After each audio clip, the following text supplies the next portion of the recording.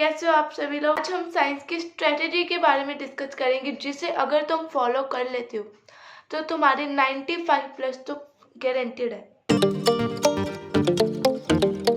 सबसे पहले हम बात करते हैं कि हमें किस तरह से पढ़ना है, हमारा फ्लो कैसे रहना चाहिए और क्या क्या चीज़ें करके हम बोल सकते हैं कि हमारा ये जो चैप्टर है वो कंप्लीट हो गया है। तो सबसे पहले तुम्हें क्या करना है, एक लेक्चर अटेंड करना है।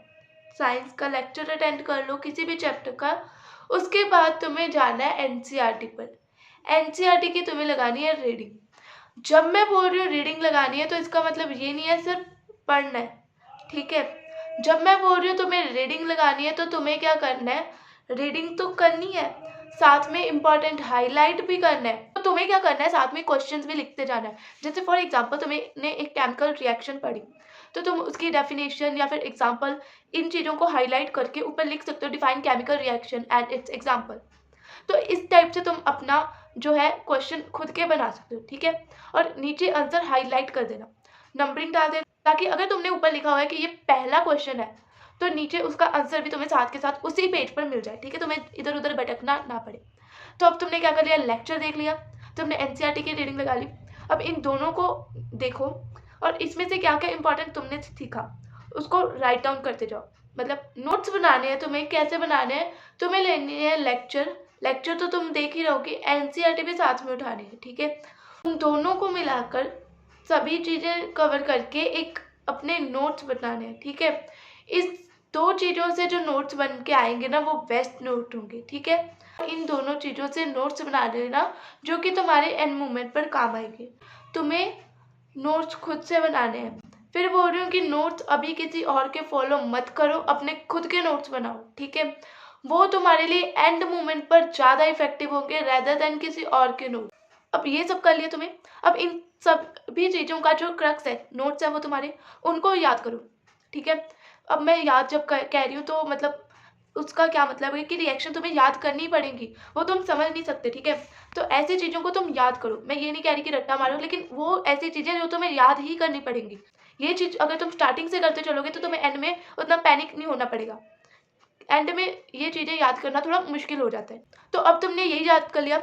इसके बाद तुम एक पेज लो खाली, उसके ऊपर क्या करना है, तुम्हें जो भी कंसेप्ट आते हैं उन सभी को राइट डाउन कर दो कि हाँ आज मैंने ये पढ़ा है, इस चैप्टर में ये पढ़ा है। साथ के साथ तो रिवाइज करते ही जाना है। उसके बाद भी तुमने करना है कि हाँ ये पढ़ा है, ये पढ़ा है, ठीक है, ठीक है। इससे क्या होगा ना कि तुम्हें वो चैप्टर रिकॉल हो जाएगा और तुम उस चैप्टर को एक पेज पर भी समराइज कर सकते हो और ये तुम्हारे एज अ शॉर्ट नोट्स भी काम आ सकते हैं।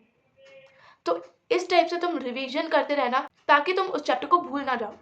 तो ये जरूर बात ध्यान में रखना कि रेगुलर रिवीजन हमें करती रहनी है उस चैप्टर की जो तुमने कवर कर लिया। जब तुम ये चीज़ करोगे तो तुम्हें कुछ कंसेप्ट दिमाग में नहीं याद आ रहे होंगे, उनको दोबारा से जाके पढ़ना, क्योंकि वो कंसेप्ट ऐसे है कि तुम बाद में भूल सकते हो अगर तुमने तभी के तभी उसे नहीं पढ़ा, ठीक है। तो इसलिए जब तुम एक रिवीजन करो तो उससे ये जरूर देखो कि तुम्हारे में कमी कहाँ पर है, ठीक। इससे क्या होगा कि वो जो प्रॉब्लम आती है कि 2-4 दिनों बाद हम चैप्टर भूल जाते हैं कि क्या था उसमें, आधे कंसेप्ट हम भूल जाते हैं, वो तुम्हारी प्रॉब्लम यहाँ पर सॉल्व हो जाएगी। देन हम बढ़ते हैं नेक्स्ट पॉइंट पर, जो कि क्वेश्चन प्रैक्टिस।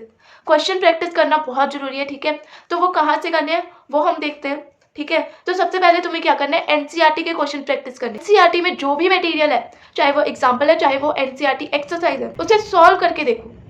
उसके बाद तुम्हें क्या करना है, प्रीवियस ईयर क्वेश्चन पर जाना। प्रीवियस ईयर क्वेश्चन बहुत जरूरी होते हैं क्योंकि इससे तुम्हें एक पता चलता है कि सीबीएसई किस टाइप के क्वेश्चन को पूछता है, ठीक है।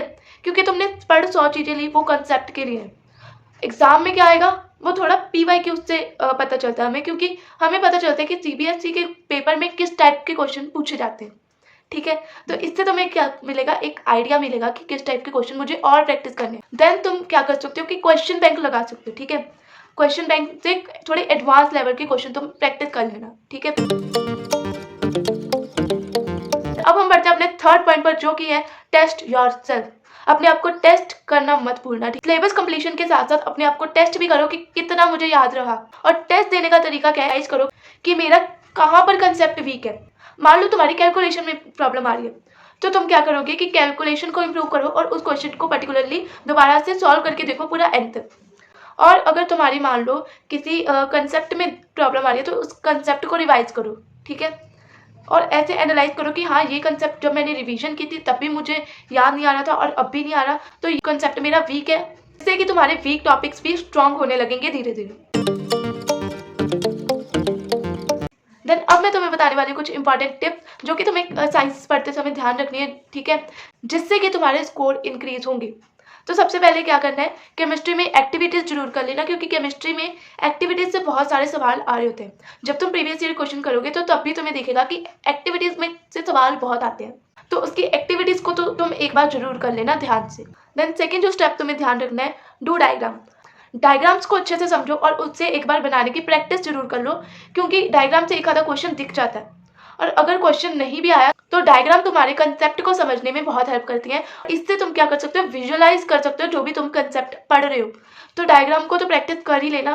देन थर्ड टिप जो मैं आपको देना चाहूंगी वो क्या है, सिलेबस खत्म होने के बाद सैम्पल पेपर जरूर कर लेना, क्योंकि इससे तुम्हें ये पता चलेगा कि किस तरह का तुम्हारा बोर्ड एग्जाम आएगा और किस तरह से तुम्हें टाइम को मैनेज करना है। मैं सैम्पल पेपर में अलग अलग ये ट्राई करने हैं, जैसे एक सैम्पल पेपर तुमने लगाया उसमें एंड से स्टार्ट कर दिया, एक में तुमने क्या किया स्टार्टिंग से कर दिया, एक में तुमने क्या किया बीच में से स्टार्ट कर दिया। तो ऐसे तुम लगा सकते हो। और टाइम मैनेजमेंट ये चीज़ नहीं है कि तुम किसी और से पूछ लो कि कौन सा सेक्शन तुम्हें पहले अटेंड करना चाहिए।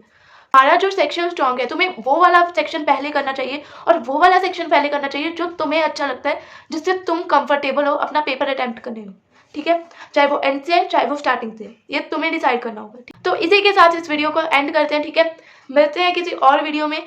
इस चैनल को सब्सक्राइब जरूर कर लेना, क्योंकि इसी तरह की और भी बहुत सारी वीडियो इस चैनल पर अपलोड होती रहती है।